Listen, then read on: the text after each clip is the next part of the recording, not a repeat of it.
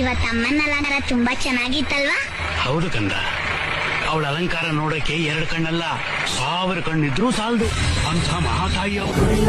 ಪೂಜಿಸಲು ಹರಹಾಳು ನನ್ನ ತಾಯಿ, ಮನದೊಳಗೆ ಮಂದಿರವ ಕಟ್ಟಿರುವಳು ಕರುಣಾಮಾಯಿ, ನವಮಾಸ ಮಡಿಲಲ್ಲಿ ಕಾಯುವಳು ಹೆತ್ತ ತಾಯಿ, ನೋವಲು ನಗುವವಳು ಒಬ್ಬಳೇ ಹೊತ್ತ ತಾಯಿ. ಜನನ ಮರಣ ಜಗದ ಸಂತೆ, ಅದಕ್ಕೂ ಮೀರಿ ಬೆಳೆದು